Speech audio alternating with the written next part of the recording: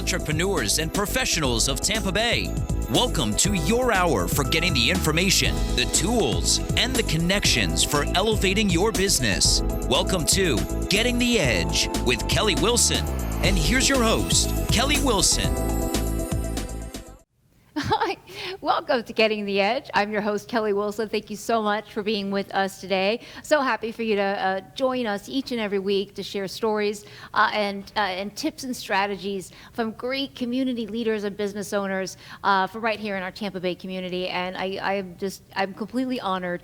It's been years now, and we have hours and hours and hours, I think close to 80 or plus on our website. So check it out, check all the shows. I know they're 56 minutes long, which you can fast forward, rewind, go through them. There's a lot of great information. My team and I are working on creating short clips for all the shows, but it all takes time, but those will be out soon. So much valuable content. So don't take that lightly. Get in there and use it, and it's available at no cost. You know, just watch the shows and learn and grow, and that's what it's all about. For more information, you can check out edgemediahub.com. Getting the Edge is brought to you by Edge Media Hub. We are a business community offering valuable media solutions for the community. So excited. I'm trying to think, which one do I talk about first? Most of all, our second annual celebration of women is quickly approaching, and the team and I are just about wrapping it up. In fact, probably about the time the show airs, we'll be out. Again, I am completely honored to have the opportunity to sit and learn from just amazing women. We've chosen 10 women to put on this front cover, and the stories will stay with me forever. You know, as I take pride and time, and they're very personal to me, is writing these women's stories after I've sat and interviewed with them. And in fact, I haven't pushed it, because sometimes sometimes you can have writer's block in a sense where it's just not coming, and I've learned not to push it. And just recently, I've just was able to write, just put these beautiful stories together that represent these women. And again, I hope I do them justice. It's not easy, I feel, being in this position, to write about, it's almost like, who am I to write about these women? They're phenomenal. So again, check out edgemediahub.com. You can look at all the women included and look for their stories coming up. And not only their stories, but we have so many brilliant community contributing writers, from Mark Cantrell, the CEO and president of Florida Orchestra. His one touched me. I mean, I've seen some of these strong CEOs and presidents of these communities or in organizations. They really open up and dig deep, and to share their stories of what they've experienced, but also to give back to those that are reading or listening. So we definitely attract like-minded individuals that are passionate and want to give back. So again, take advantage of all of the resources that we provide. And you can also think about becoming an annual partner. That is why Edge is still here today, and there's multiple levels of partnership depending on entrepreneurial, small business, or corporation. So again, all those details are online. So I'm always empowered and just inspired each and every week, because I get to tell great stories and just talk with great people. And today is no exception.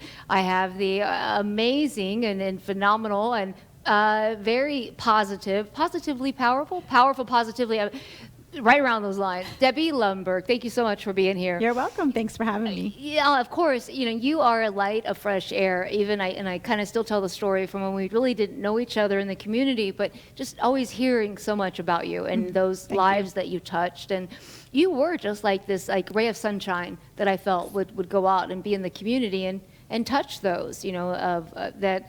And really, I think you took it a step beyond just really trying to see how you could help and trying to identify what other people needed. Mm-hmm. And I think often, it doesn't, not everyone puts that much effort into helping others. Although Tampa Bay is pretty awesome with all of the amazing individuals that we have. But thank you so much for everything that you do. You're welcome. It's a joy, and I say with presenting powerfully that the positivity, the way you present is the way you are remembered, and you don't do it so that people necessarily remember the action. You do it so that people feel good about themselves. It's all about the feeling of how we were just talking about that, and we do often on the shows. Is ultimately when you have a product and or anything, a service. Obviously you want to provide a solution, but then ultimately it's about how do you want them to feel. As I've been writing a book, and putting this book together, I've started a few of them. Never thinking now was the time. I don't have time, but sometimes things just come. But that's been an interesting, it's just been an interesting process. But it's kind of the same thing as we were saying. But it's what made you? Let's talk about your background a little, because I want to know how you got more into from the presenting side of things, and who. Even back years ago, who was telling me, again, being able to tell so many great stories, I think it was Jason Woody, that was saying that he was in, maybe he took a class or did something, and that's where he met you. You were an instructor for the class. I was. But Dale Carnegie, was that? Yes. Okay. Well, so let's talk about where are you from originally? So I'm originally from Michigan, and being out of University of Michigan, I interned at General Motors and started working there. Believe it or not, was one of the first females to go out in the field and call on dealers, and made my way up to a national position by traveling around the country, having a ball, learning the ins and outs of everything from downdraft paint booths to dealership operations. But in the long run, we're all people, and it's about engaging with individuals and organizations. And throughout it, was fortunate that a lot of people were interested in allowing me to be part of their team, so to speak, from the General Motors side. And then adjunctly, again, throughout the country, I trained Dale Carnegie training. And yes, Jason was one of my...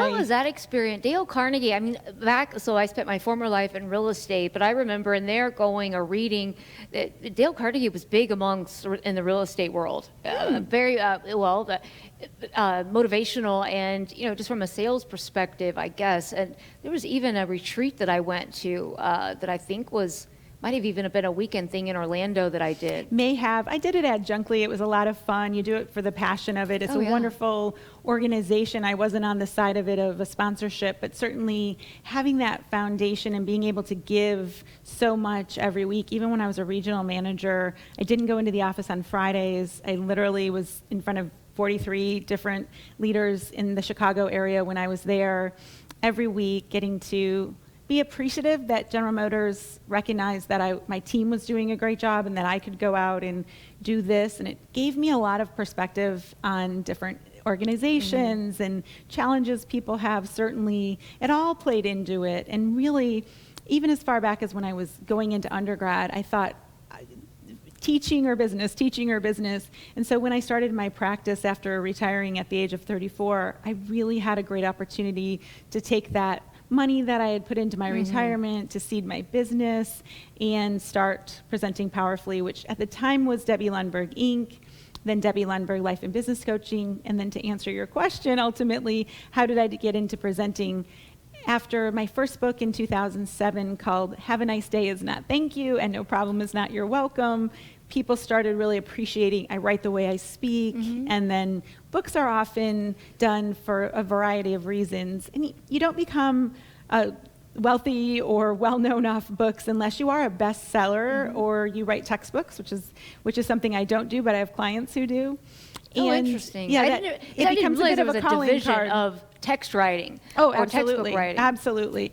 And nothing I was ever pursuing, but it becomes that calling card and that vulnerability and credibility so that people would get my book, they would invite me to speak, and now to have spoken to groups from, 3 in a basement of a church, which I loved every one of those people, and up to thousands and thousands at commencements and keynotes for many, many, many organizations. As they talk about how to build a business or even a product, as you want to brand it, it's a matter of having something that you can give away for free. I don't think, is that kind of structured wise, or something you can offer?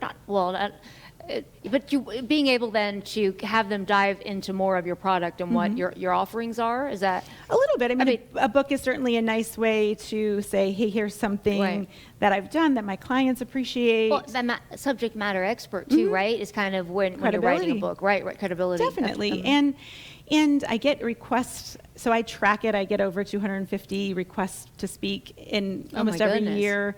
And that's great. About half of them are for pro bonos. And so in my practice, I've always done one pro bono a month, extra sometimes in February and November. I do a community rate if someone's a startup or a not-for-profit, because I could do it all the time with just giving it away, which I did a lot last year. I gave away 78 engagements for people during COVID. But the whole thing is I can give back to the community and really engage by having a profitable, successful business. I understand that. I mean, just like myself, I would give everything away if I could. But then ultimately, if I have nothing to give, then you have nothing to offer. I mean, or you have nothing. Ultimately, you are a business, and you have to run like one. It took me a while to figure that out, or just to realize that. I was fortunate. I had that perspective right from the beginning and structured it that way. So the no is not difficult for me. The yes and here's your option is. I'm very comfortable with that. I'm good now, but no, it definitely took a while. But I think, we get there when we get there, and we all just kind of find our way. But it does help when we have, great people around us that can share their experiences. And I think sometimes even just by talking and going through things, even if we didn't ask a question exactly, just by you talking sometimes, you roundaboutly touch on things. Does that make sense? Right. So you're solving and maybe able to ease without even realizing, without even directly answering a specific question. Yeah, I tell people, practice what you promote. There's no preaching required. Right. I live the way I am, whether I'm having fun on the weekend or golfing or running or in front of an audience of thousands or in front of one person in coaching. So all 4 of the engagements that I offer, the keynotes and talks, the strategy and facilitation, the teaming and training, and the coaching and consulting, they all really feed into one another so that keeping relevance, awareness, being able to touch on what's important, it makes it a lot of fun. And I think, you're giving people tools to where they can be successful in their businesses, whether they're individuals or whether if they're within a corporation, fulfilling a job or a duty or, so it kind of you touch and can kind of help everyone on all like circles or spectrums of it.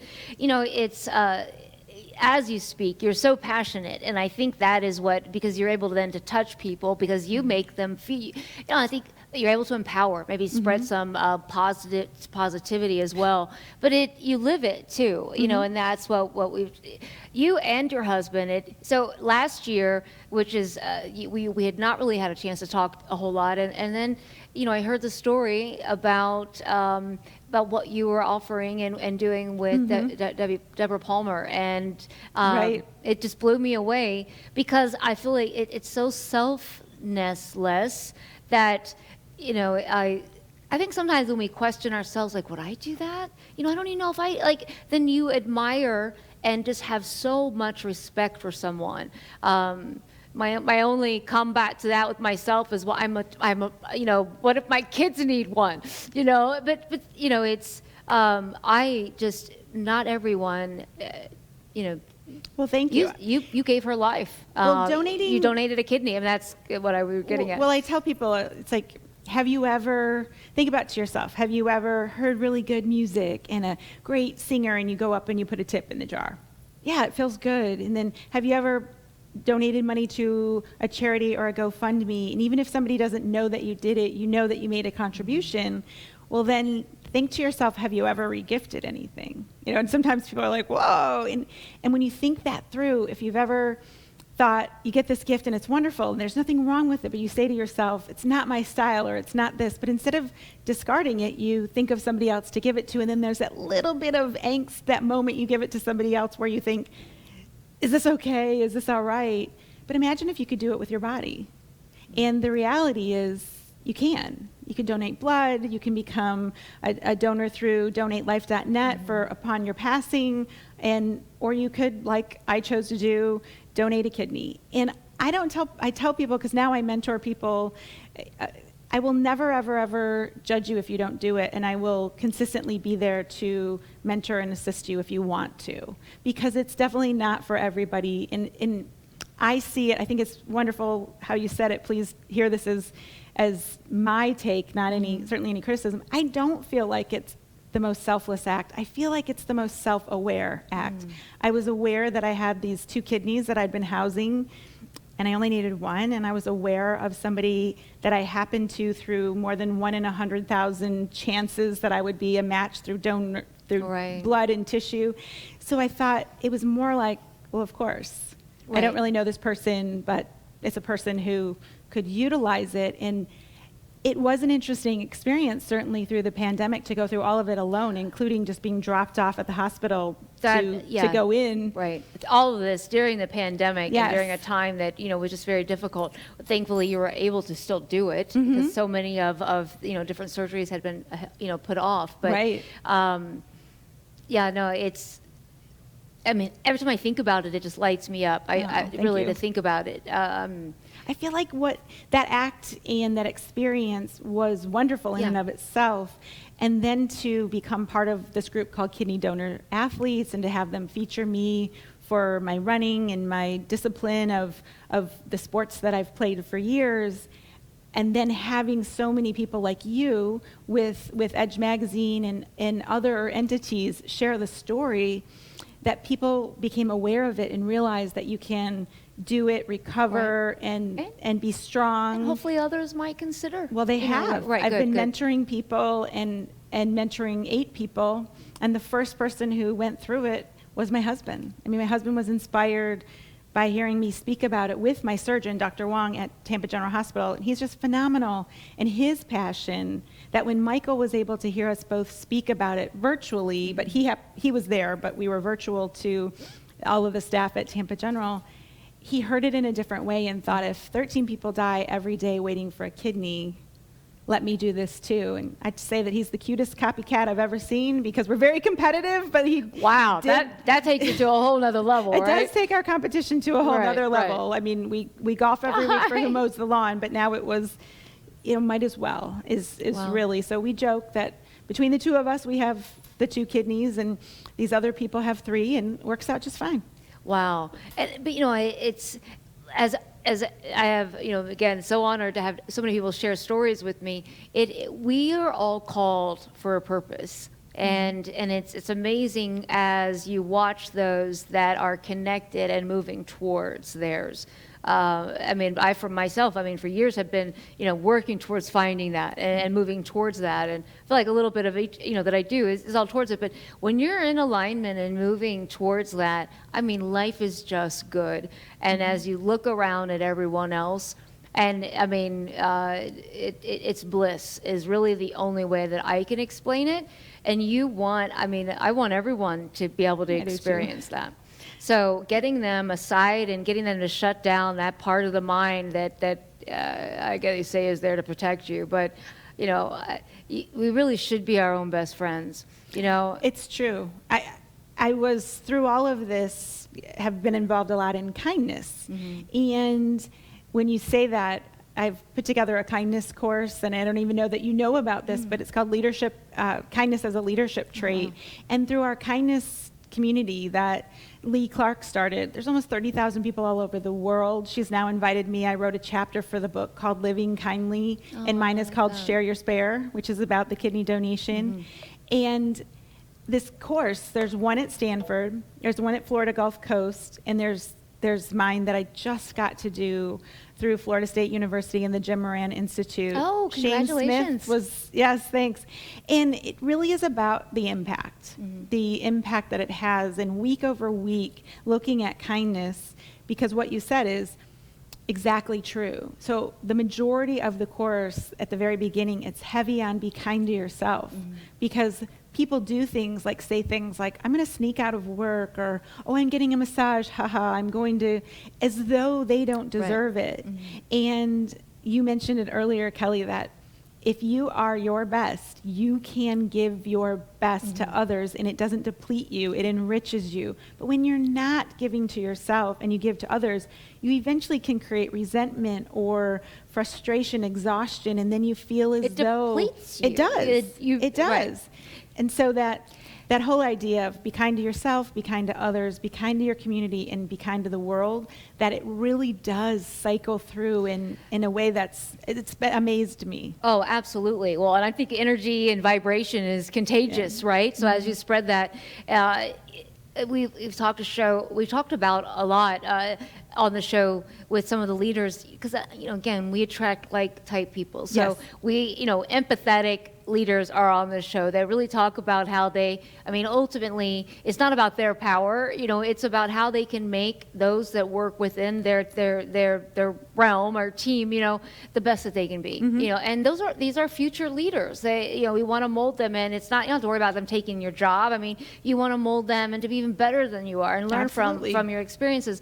And it touched me. I don't even think it's aired yet. Who was I? Roger German with the Florida Aquarium CEO, and because he's just such a nice guy. I just again compassionate and caring for the community. But he said, I'm afraid, looking forward, as you've seen our world change, and you have, it just, because I just said more people. I hope that, because years ago we didn't show vulnerability. Leaders weren't supposed to show weaknesses or being compassionate towards others. It was about power and fear. And luckily, I think over the years we've gone away from that. People are now, like from Steve Jobs and some of these great people, sharing stories of it wasn't an overnight success. This is what happened, and this is what I've learned from it. And being a little more open to, I've made my mistakes. Let me show you how I can.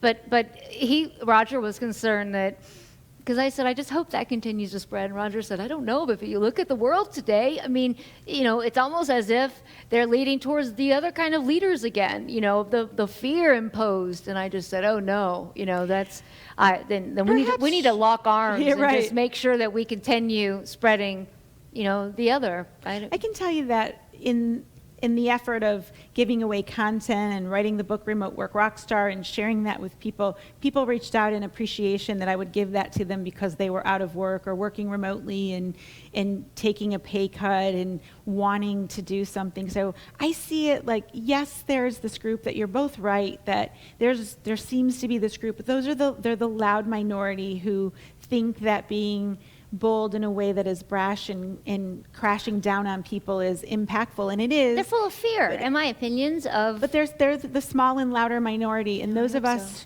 who are doing it all along and living it. I like to say that when you make a kind act because you want attention, that's called showmanship, and when you follow through on a kind act because you want somebody to be in a contract or work with you, that's business. But when you do a kind act and you don't have to have anybody know about it necessarily, or if they do, it's more about how they feel, that's true kindness. And kindness in and of itself doesn't have this vanity or need for the attention. So I think that people who are loud about complaining and being frustrated, they get that attention in the short run, but in the long run, do you want to have dinner with them? Do you want to contribute to the charity?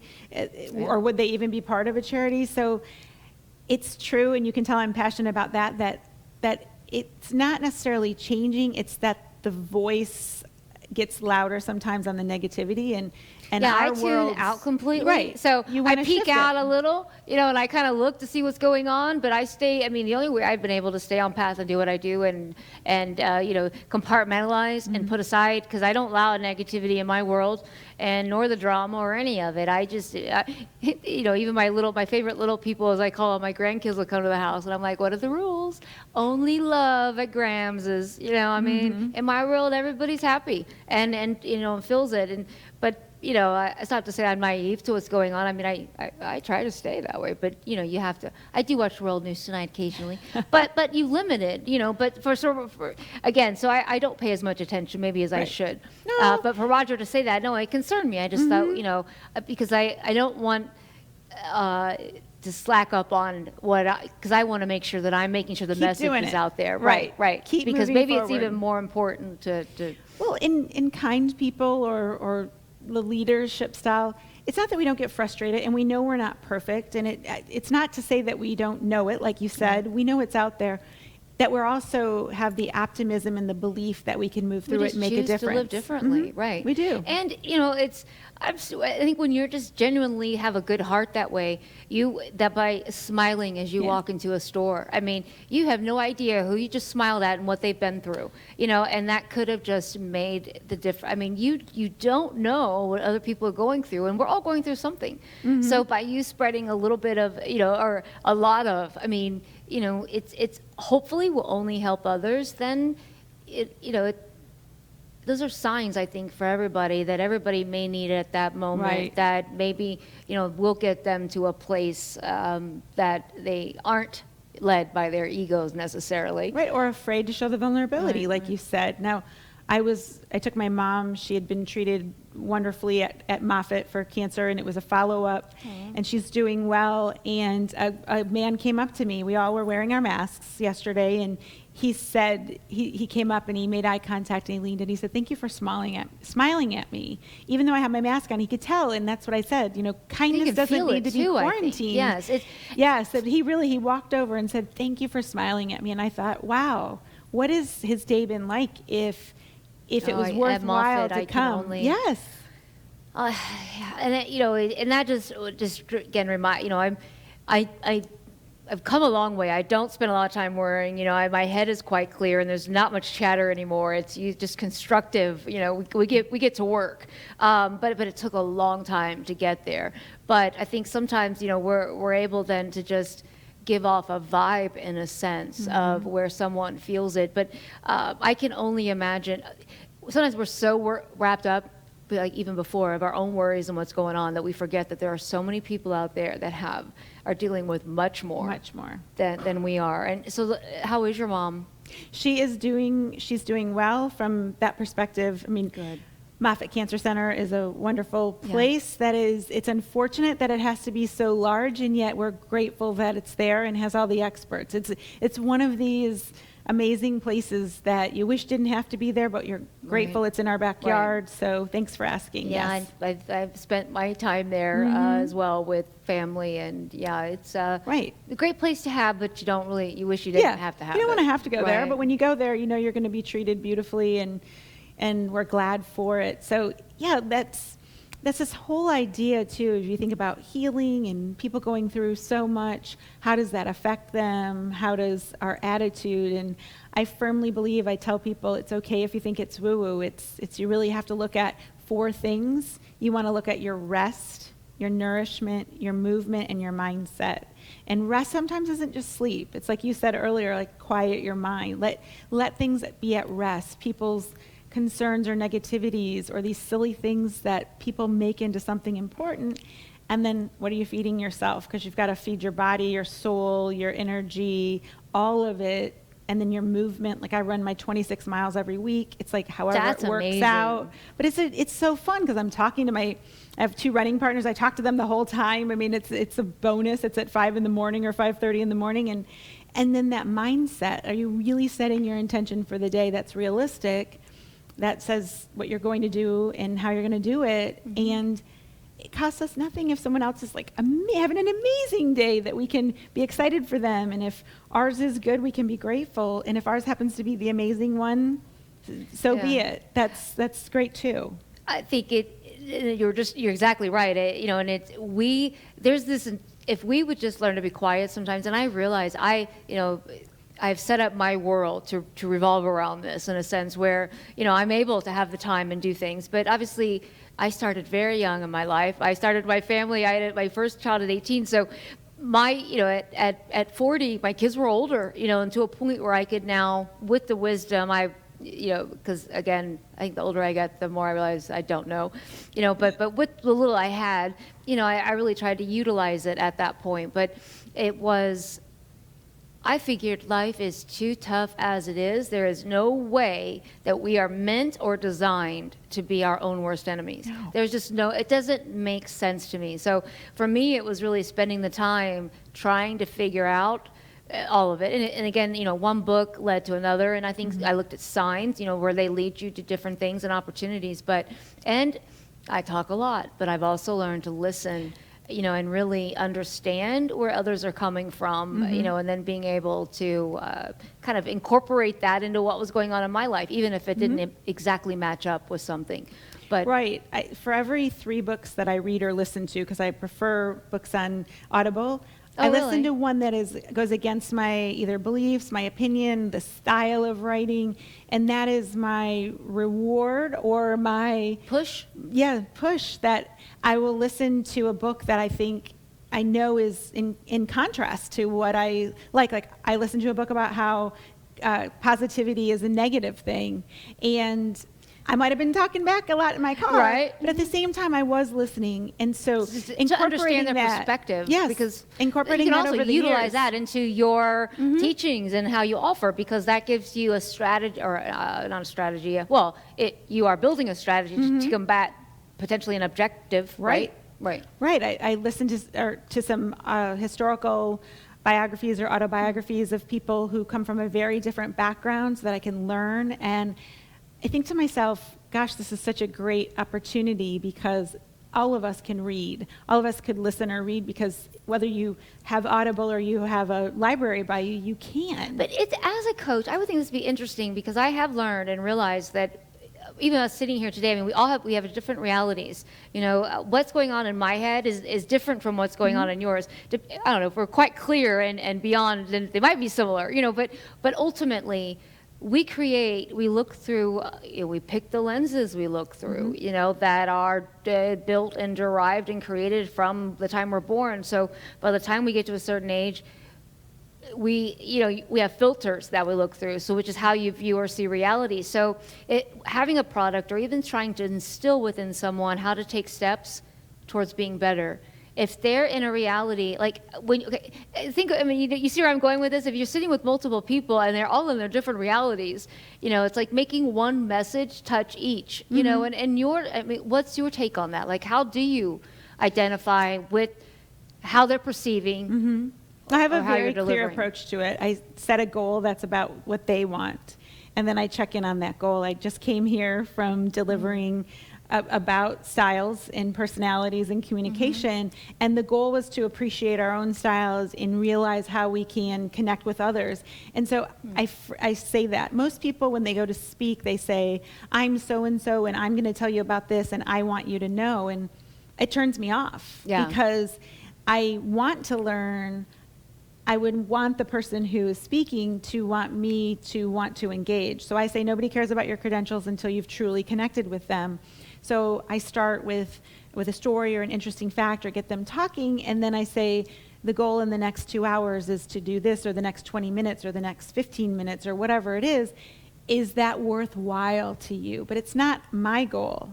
So you try to get them engaged Absolutely. from an individual place, right? And then work from there. I see that. Right. I mean, I wrote a book on it. I coach people on it, and that difference of saying it's less I, me, my, more you, yours, ours. And when we develop that, if you have all different styles and you agree on a goal, and I tell people, and if you don't like that idea, what's missing? And they say, well, can you also include this? Yes, it's okay if it's not in the deck or not in what I planned. It's more important that the audience gets what they want than I get to say what I planned. It's just part of the way life is. Probably an agenda, right, that you try to stick to, but ultimately what matters most is what they get. What's going to take them and be the maximize the time, right, in order to get to the goal that they want to achieve by the end of the session. That makes great sense. It's interesting too, the more I know, or the more I learn, and the more that I realize I don't know, and then the more that I, even reflecting back in my own life and my own little things that happened that may have set me into some type of lens or belief that I may have had, which I realize is false after you learn through, or some are good. Yeah, but I mean, I'm talking about way back when, divorce, thinking divorce is your fault, all these things which you realize aren't triggers from you're identifying. But it's interesting, in fact, now I feel like I'm so careful. I don't want to be the triggers for my kids, so as that maybe even they say anything or ask anything. In fact, my daughter, she's like, you're driving me nuts, because she wants my advice and will ask a question, but anymore I'm so afraid to. I'm not afraid. I'm just cautious, because I know she idolizes me. I'm mom, right? So she has to, I hope. But I don't want my views, because my views aren't the way she's going to see the world, right? So so it's almost like I don't want to sway you in any direction, so I don't want to answer that, but it's frustrating for her. Right. But right? I mean, do you see that happening often where, even with families, respecting that some people want to really influence people, and some people want people to follow their lead. It's everything the I say is only though. my opinion, is what I've learned. I guess that's what I've looked at too. It's like everything that I talk about is based on my experiences and my take on the world, right?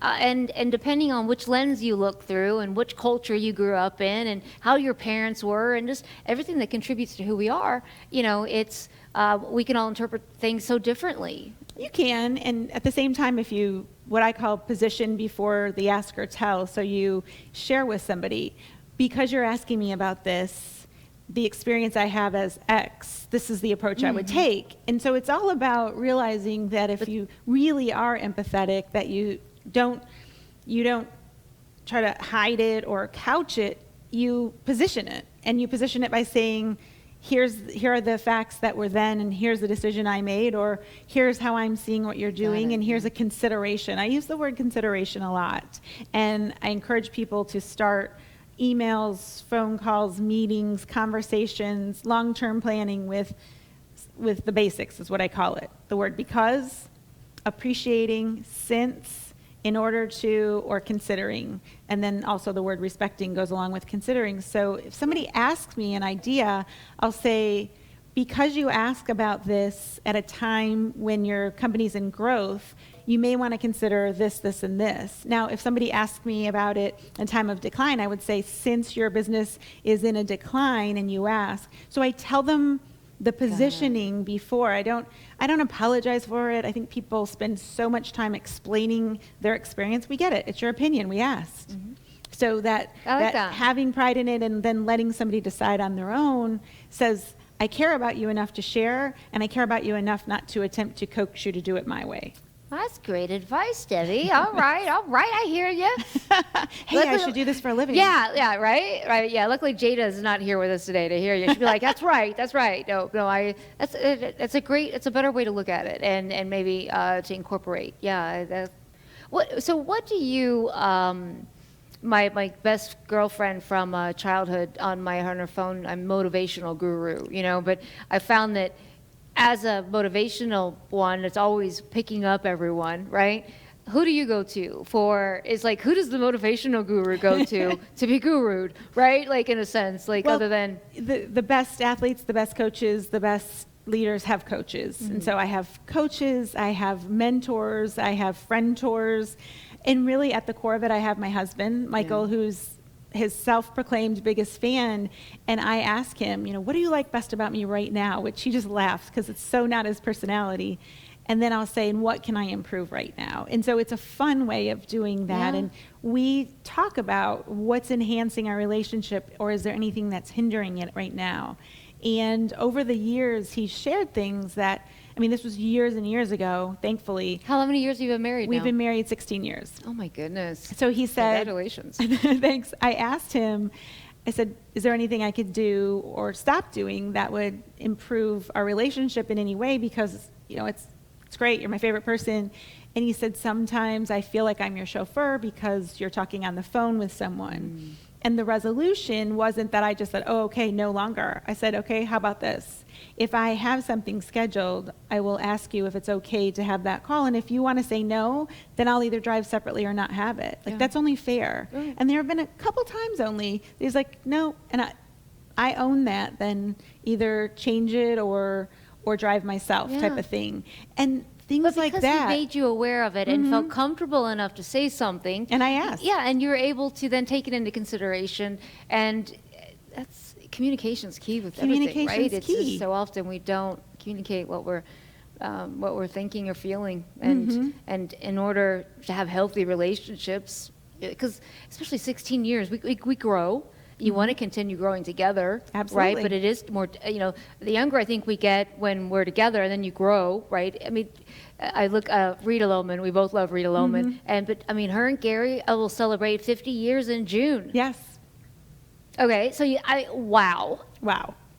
50 years. So you're constantly changing and growing. So you can imagine the amount of communication, that has to take place in order, because life happens outside of everything with careers and families and communication. So I guess that I was gonna say, how do you stress that, or how do you talk with that or incorporate that? Incorporating that, whether it's your children, your business partner, your clients, any relationship, is to ask for feedback, listen to feedback, and don't defend feedback. So even if it sounds like criticism, hear it through the ears of feedback, because even Michael and I were talking about 2 years ago, and he said, I hear this about people fear of missing out. He said, sometimes I think, do you think you have that ever? And I said, let me think about it. And I thought, do I? But the reality when I thought through it is, I really enjoy seeing other people have fun. And are there times that I see something and I'm like, I would have loved to have been there? Yes. But it's not in a way of like, I don't believe in those comments of someone's like, I'm so jealous. I think it's so much better to say, so happy for you. Mm-hmm. Because I think more women need to be happy for other women. Yes, and men, people, women. Exactly. Yeah. So we had that conversation, and so if you don't ask a question you don't want to know the answer to, and then ask the question. It's if you don't ever ask your son or daughter, friend, business partner, spouse that question that says, is there something I could do or stop doing that would enhance our relationship? Yeah. And then you close your mouth and listen, and then they say it, even if it's something, perhaps you do something one particular way. Don't defend the reason you do it. Say, you know what? It's not them telling me. It was me asking, so I choose to change it. Right, and two, if somebody is telling you how they feel that way for a reason. They're not just saying it. So even if you think you may not be that way, try to listen and understand. I've read so many books lately, but. The Four Agreements are one of my favorites, and to me it makes so much sense. And it's living by your word and being true to who you are, and not taking anything personally, right. And never assuming anything. Ask questions, just like we're talking about, and then just do your best. Because I think at the end of the day we can be our own worst enemies too. Even it's also because I should have done more. Did I work enough? I didn't put 15 hours in, or whatever it may be. And I've realized now that it's just when you put the mindset in to just do your best, then you've given yourself permission to not be judgmental of yourself and to just do your best. And right, you walk the line. You let go of expectations of anything further. And I think it's still important to have expectations of yourself and others. But they have to be communicated.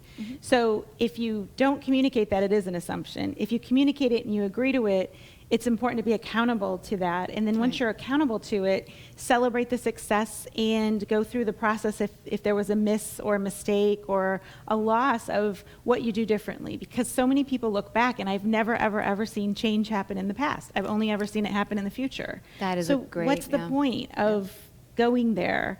And those are like my Lundbergisms that I do every single day in my video every day of a minute or less on this to consider. And it's things like that. Like if you've ever seen something change in the past, let me know, because I've not. I don't know about time travel. I'd love to know if you could do it. But until that becomes a reality, move forward. Like people are saying, get back to work, get back to business. I'm saying move forward to work, move forward to business. That's a great way because to put we're it not as well. going in reverse. And we're not going, nothing will be like it once was, nor will anything. No, because we can't go back. Let's not go back. All right. Let's not go back. That's a great way to look at it. The only back I like is my backswing, in golf. So there you go. So how do you see our work, culture, and things? As we get into quarters 3 and 4 of the year, how do you see things? What do you see our new normal like? I see it positively, and I see it with the optimism that I have. At the same time, I think it's very realistic to look at things like the housing market and see it's exciting, and yet it's not sustainable.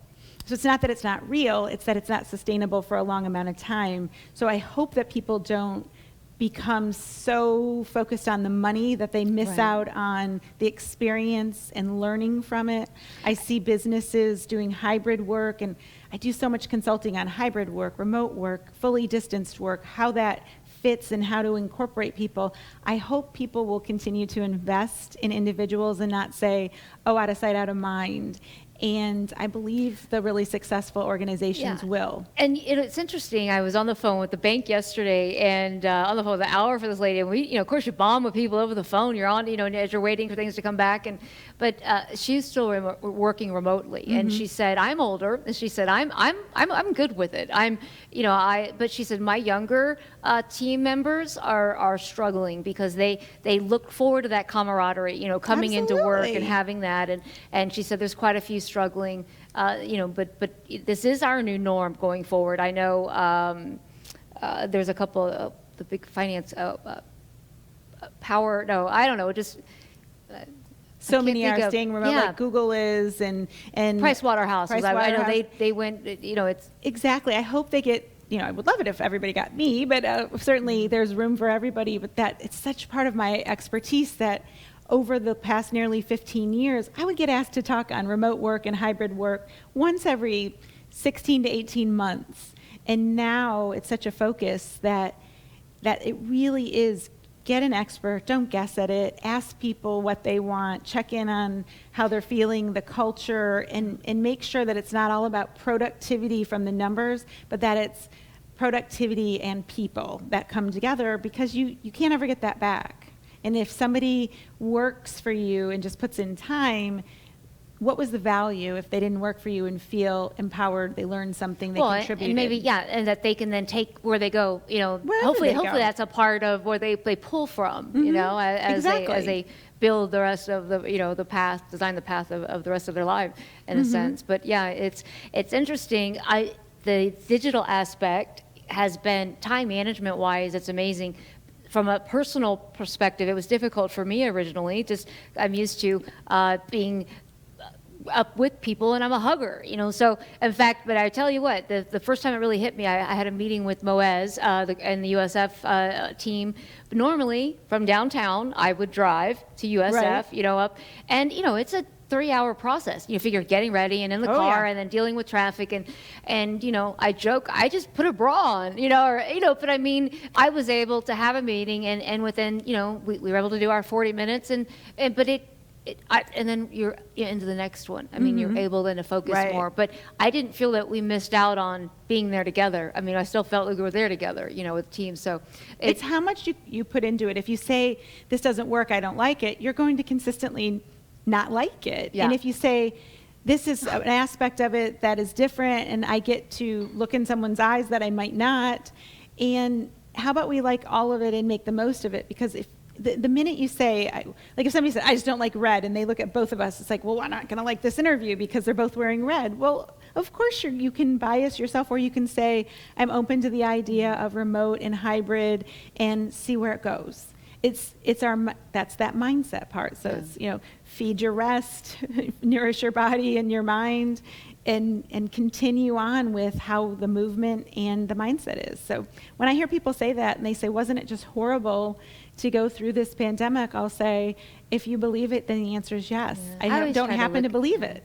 I always try, the glass is always half full. You have to look at the good, and there was quite a bit of good, and there's a lot of bad. I mean, everything that's with everything. Disappointments, in life, yes, but if you let that be the lasting theme, then that's what you're carrying forward. Two things I wanted to bring up. I just forgot the second one, but the first, because when I said joking and throwing a bra, and I kind of thought you probably cringed, because I know you believe in getting dressed up to and feeling good, but we do feel better when we put makeup on, and or for men, just even to comb your hair and put a nice shirt on, and when I do realize the importance of that, with it, because I think too,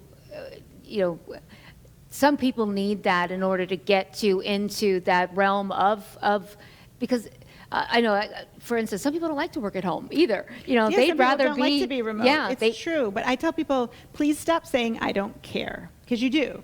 So if you care about yourself, you choose how you present yourself. When people mask it by saying, well, I don't care if I have a bad hair day, then don't say I don't care. Then just present yourself, and that's how you are. Stop lying to yourself, though, because now I can go through, I have fallen, I have spilled stuff, I have done almost everything in a presentation, and I do care. I don't let it I don't let it take away from the audience's experience. So when people say, well, I just don't care about it, that's more when I cringe, because I think you're telling yourself that, but you're attempting to believe it. Now, if you like yourself that way, then say, I like myself this way. Yeah. I like myself with no makeup. Yeah. I like myself And that, I think when you get to a certain point too, I like me that way. But really mean it. But this defensive, I don't care. When I hear that, I go, I wish you did. I wish you did realize that you care, because you want to value yourself, not the clothes you put on or the makeup at all. It's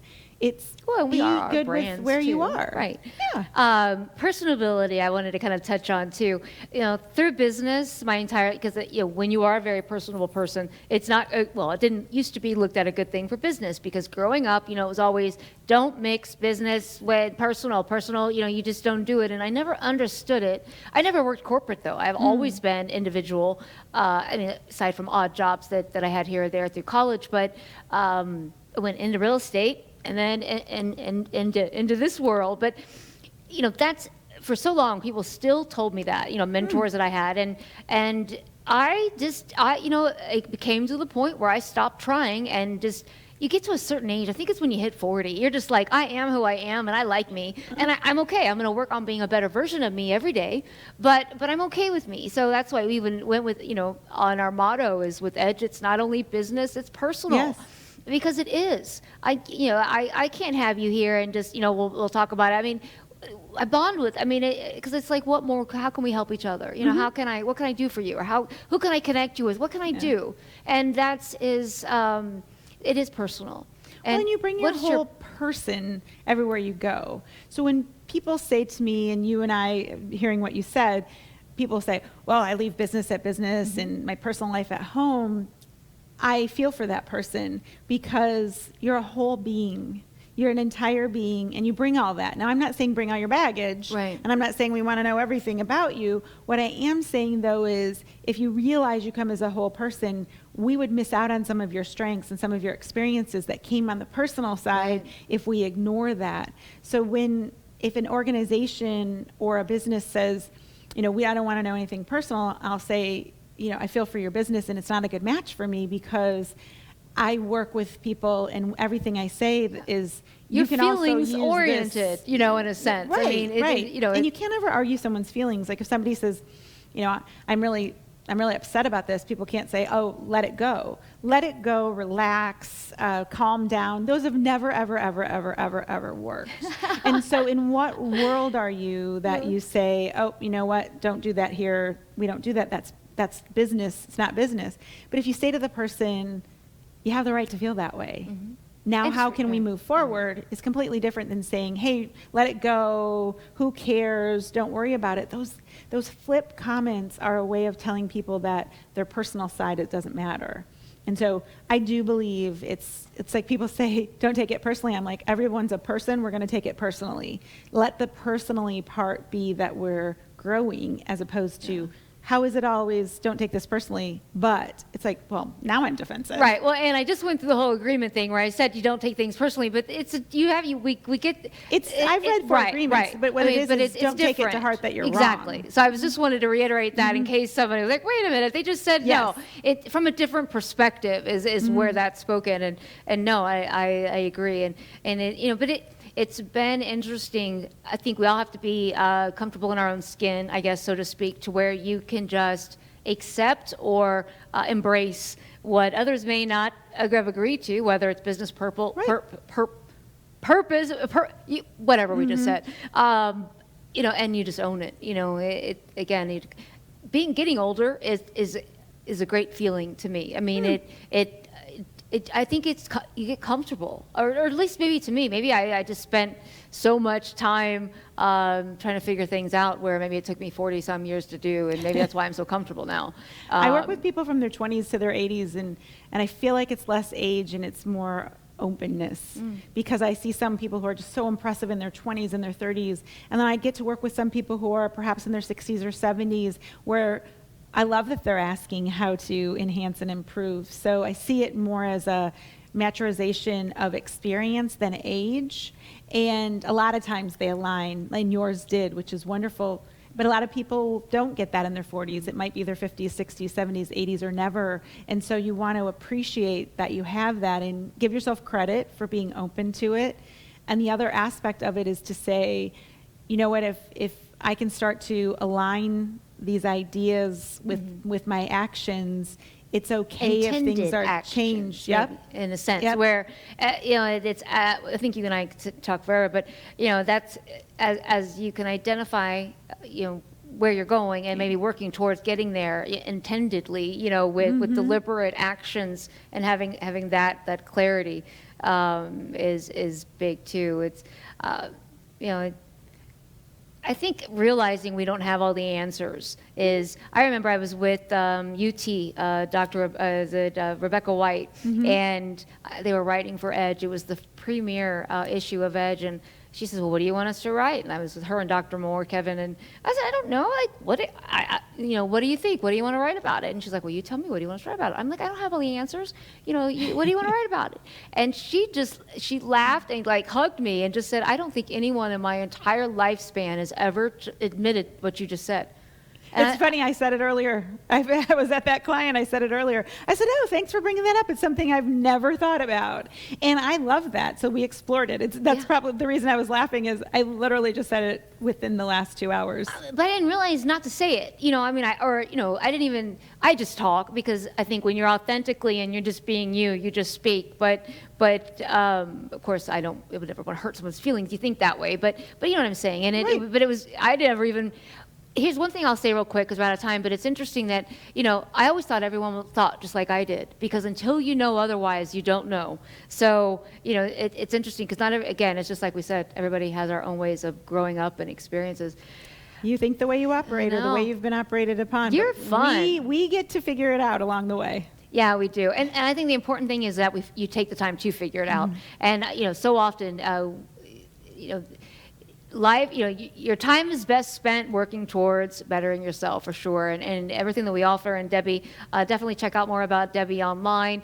And she's been a great friend of the show and in the magazine. And we look forward to sharing more stories in the future. And I didn't get to ask we'll have to bring her back on soon. So again, make sure you check out edgemediahub.com. Please look into our annual partnerships. You can subscribe to the magazine and have your own personal copy delivered right to your home or office. So again, so much editorial, so much content, and we're always looking for contributing writers. So until next time, never stop dreaming. We'll see you soon.